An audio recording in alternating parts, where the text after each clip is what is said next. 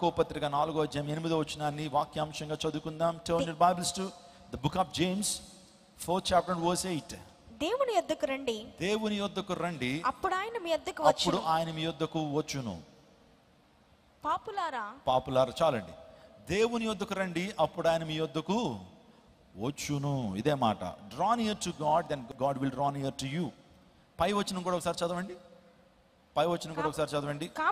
కాబట్టి దేవునికి లోబడి ఉండండి. దేవునికి లోబడి. అందరూ ఈ మాట ఒకసారి స్క్రీన్ వైపు చూస్తూ ఈ మాట అందరూ చదువుదాం ఒకసారి. అందరూ ఒకసారి చదువుదామా? Ready, 1 2 3 go. కాబట్టి దేవునికి లోబడి ఉండుడి, అపవాదిని ఎదురించుడి, అప్పుడు వాడు మీ యొద్ద నుండి పారిపోను. Next verse. దేవుని యొద్దకు రండి, అప్పుడు ఆయన మీ యొద్దకు వచ్చును. ఈ 3 విషయాలు మనం ఒకసారి జ్ఞాపకం చేసుకుందాం. దేవునికి లోబడి ఉండుడి, దేవునికి లోబడి. Submit your lifes to God. దేవునికి లోబడి ఉండుడి. Resist devil, then he'll flee from you. అపవాదిని ఎదిరించుడి, అప్పుడు వాడు మీ వద్ద నుంచి పారిపోవును. మనం ఎదిరించకే వాడు మనతో ఉంటున్నాడు. ఎదిరిస్తే when we resist him, will surely flee from us.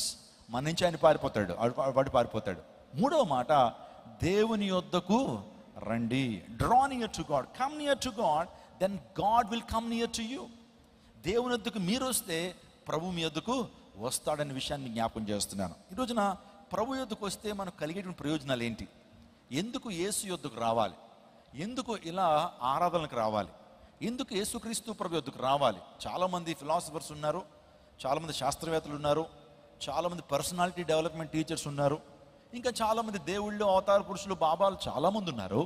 కానీ దేవుని వాక్యం చెప్తుంది, యేసయ్య యొద్దకు రండి, అప్పుడు ఆయన మీ యొద్దకు వస్తాడు. ఈరోజున ప్రభు దగ్గరికి వస్తే మనకు ప్రయోజనం ఉంది కాబట్టే ప్రభు రమ్మంటున్నాడు.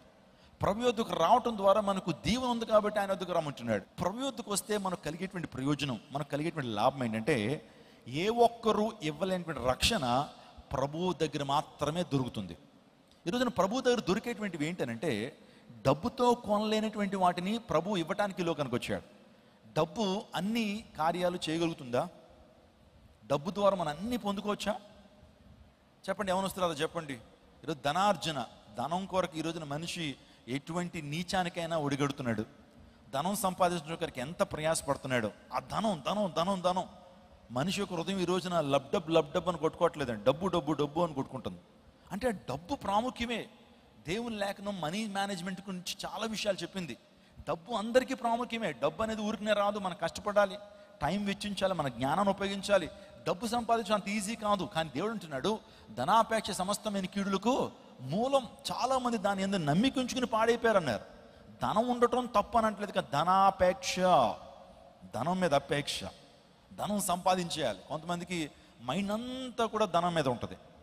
కొంతమంది అర్ధరాత్రి లేచిపోయి బీరువా ఓపెన్ చేసి డబ్బులు లెక్కడేసుకుంటూ ఉంటారు. నిన్నే లెక్కెడతాడు, అయ్యి ఎంత ఉందో రాసుకుంటాడు కూడా. అయినా సరే లోపల నుంచి ఏంటి, ఒకలాంటి యాంగ్జైటీ, ఆ డబ్బు లెక్క పెట్టేసుకుంటూ ఉంటాడు.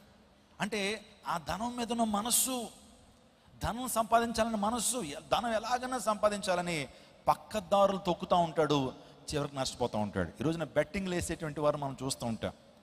బెట్టింగ్లు వేస్తారు, ఒక రోజు రాత్రిలో ధనవంతులు అయిపోవాలని చెప్పి మోసపోతూ ఉంటారు. బెట్టింగ్లు వేస్తూ ఉంటారు, మొదట బాగానే వస్తుంది, చిన్న అమౌంట్లు బాగానే వస్తాయి, కానీ పెద్ద అమౌంట్లకు వచ్చేటప్పటికి ఆ డబ్బు పోతుంది. కష్టపడి సంపాదించిన ఆ ధనం. నాకు తెలుసు, ఒక కుటుంబం ఒకే ఒక కుమార్తె ఉంది.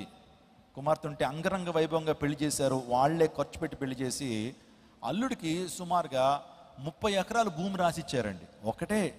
ఒకరితే కూతురు. వాళ్ళ ఆస్తి అంతా కూడా అల్లుడికే, కూతురికే. అందుని బట్టి ఎంతో ప్రయాసపడ్డారు. నాకు తెలుసు, వారు ప్రతిరోజు కూడా కూలీనాలి చేసి, పొలాల్లో పనిచేసి ఆ 30 ఎకరాలు సంపాదించడానికి వాళ్ళకి 40 సంవత్సరాలు పెట్టింది. ఆ 30 ఎకరాలు తీసుకెళ్ళి అల్లుడి చేతిలో పెడితే వాడు ఏం చేశాడు చెప్పమంటారా? వాడు కోడి పందాల్లోనూ, పేకాటల్లోనూ, ఆ తర్వాత ఇటువంటి వాటి మీద ఇన్వెస్ట్ చేశాడు. 30 ఎకరాలు పోగొట్టేశాడండి. 40 సంవత్సరాల కష్టాజితం అంతా కూడా వాడు ఒక సంవత్సరంలో ఏం చేశాడు, ఆర్పేశాడు. ఏంటంటే 40 ఎకరాలను 80 ఎకరాలు చేసేద్దామని. న్యాయబద్ధంగా వెళ్తే ఓకే. ఈరోజు చాలామంది మోసగించబడుతున్నారండి. నాకు తెలుసు, చాలామంది ఈరోజు లంకి బిందులు దొరుకుతున్నాయి, మీరు ఇన్వెస్ట్ చేయండి, వెళ్ళి ఎదుగుదామని చెప్పి లంకి బిందులు ఎతకడంలో చాలామంది ఇన్వెస్ట్ చేసేటువంటి వారు లేకపోలేదు. అతను రైస్ పుల్లర్స్ అని, ఏమంటే ఇవన్నీ పెద్ద పెద్ద కాన్సెప్ట్లు ఉన్నాయి. మోసపోయినటువంటి వారు నా దగ్గరికి వచ్చి ఏడ్చినటువంటి 70-82 కోట్ల వరకు నష్టపోయినటువంటి వారు రైస్ పుల్లర్ అంటండి, అది రైస్ ఆకర్షిస్తుందట, అందుని బట్టి అది మన దగ్గర ఉంటే అది అమ్మితే కొన్ని కోట్ల రూపాయలు వచ్చేస్తాయి, 200 కోట్లు 100 కోట్లు ఇచ్చేస్తారట దానికి. ఎవరున్నారో మరి నాకు తెలియదు. అది మోసగింపబడి చాలామంది లక్షలు ఇన్వెస్ట్ చేసి ఈరోజున ఆత్మహత్య దిశగా వెళ్ళిపోతున్నటువంటి వారు లేకపోలేదు. ఈరోజు షార్ట్ కట్స్ వద్దు, షార్ట్ కట్ మెథడ్స్ నీకు దీవెనకరంగా ఉండవు. ఒక్క రాత్రిలో ధనవంతుడు అయిపోదాం అనేటువంటి ఆలోచన నేను ప్రమాదంలోకి నడిపిస్తుంది. దేవుని చిత్తానుసారంగా సంతుష్టి సహితమైన దైవభక్తి గొప్ప లాభసాధకం అన్నాడు. So be content with what you have. నమ్మకంగా ధనం సంపాదించడంలో తప్పు లేదు, కష్టపడి సంపాదించడంలో తప్పు లేదు, నీ జ్ఞానాన్ని న్యాయబద్ధంగా ఉపయోగించి సంపాదించడం తప్పులేదు. కానీ తప్పుదారులు పట్టి ఎదుటి వ్యక్తుల్ని మోసం చేయాలనేటువంటి ఆలోచనతో నువ్వు ధనం సంపాదించావా, ఆ ధనం నీతో నిలవదు, ఆ ధనం నీతో నిలవదు. బైబిల్ లేఖనం చాలా విషయాలు చెప్తూ వస్తుంది. కాబట్టి ధనాపేక్ష సమస్తమైన కీడులకు మూలం. ధనంతో మనకు రానటువంటి ఆశీర్వాదాలని ప్రభుని యేసుక్రీస్తు ప్రభు వారిస్తారు. మనకు ఒక సామెత మనందరికీ తెలుసు, money makes many things, money makes many things but money may not make all the things. డబ్బు ద్వారా చాలా కార్యాలు జరుగుతాయి, కానీ అన్ని కార్యాలు డబ్బు ద్వారా జరగవండి. అన్ని కార్యాలు డబ్బు ద్వారా అవ్వవు. డబ్బుతో నువ్వు శాంతిని కొనలేవు, డబ్బుతో నువ్వు నిత్య జీవాన్ని కొనలేవు, డబ్బుతో నువ్వు ఆరోగ్యాన్ని కొనలేవు, డబ్బుతో నువ్వు నిద్రను కొనలేవు, డబ్బుతో నీవు రక్షణను కొనలేవు, డబ్బుతో నువ్వు ఇంకా చెప్పాలంటే నీ జీవితంలో అసలైన ఆనందాన్ని, నిజమైన దైవిక ఆనందాన్ని నువ్వు డబ్బుతో పొందుకోలేవు. ఎందుకంటే చాలామంది డబ్బు ఉన్నటువంటి వారు ఆత్మహత్యలు చేసుకుంటున్నారంటే వారిలో శాంతి లేదు. కాబట్టి ఆ శాంతి అనేటువంటిది మన జీవితాల్లో ప్రభువారు మాత్రమే ఇవ్వగలిగినటువంటి వారు.